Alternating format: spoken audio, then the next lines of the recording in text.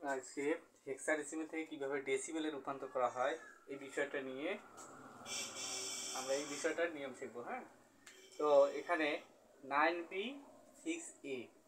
হ্যাঁ, এটা হচ্ছে পূর্ণ সংখ্যা 9b.6a, এটা হচ্ছে হেক্সাডেসিমাল, এটাকে ডেসিমেলে রূপান্তর করতে হবে। তাহলে এর বেস কত আছে 16,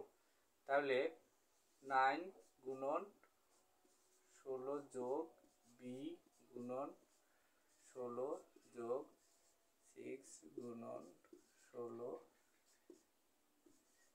গুণন 16। তাহলে এখানে আমাদের পয়েন্ট হচ্ছে এখানে, তাহলে এখানে -1, বেজের উপর পাওয়ার হবে -1 -2, এইদিকে আরও যদি থাকতো আরও, আর এখানে হবে পূর্ণ সংখ্যার ক্ষেত্রে 0 1, আর যদি থাকতো 2 3, এভাবে চলবে। এখন 9 গুণন 16 উপর 1 মানে একটা 16 যোগ b মানে কত 11 গুণন 16 উপর 0 মানে যে কোনো সংখ্যা 0 মানে 1 যোগ 6 মাইনাস মানে ভাগ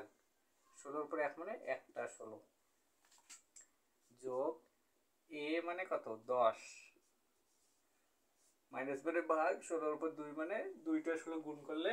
কত হয় 256 সমান 9 আর 16 গুণ করলে কত হয় 9 16 6 54, 4 হাতে 5, এখানে মাস 14 যোগ 11 কে 11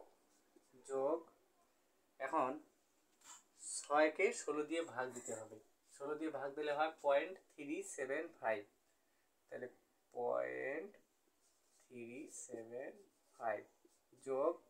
10 কে 256 দিয়ে ভাগ দেন, তো ক্যালকুলেটারে ভাগ দিলে কত দাঁড়ায় 0.039, তারপরে 0625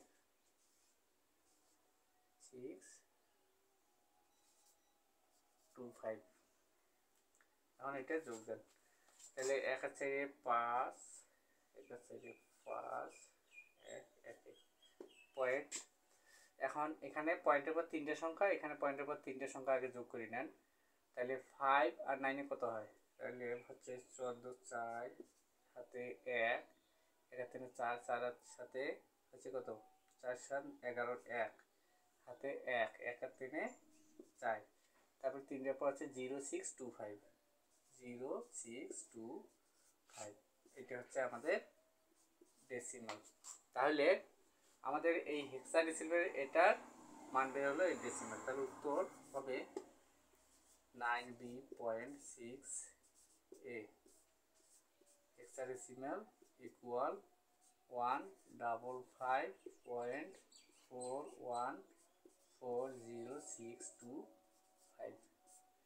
এটা হচ্ছে ডেসিমাল। এইভাবে আমাদের হেক্সাডেসিমাল থেকে ডেসিমালে রূপান্তর করতে হবে।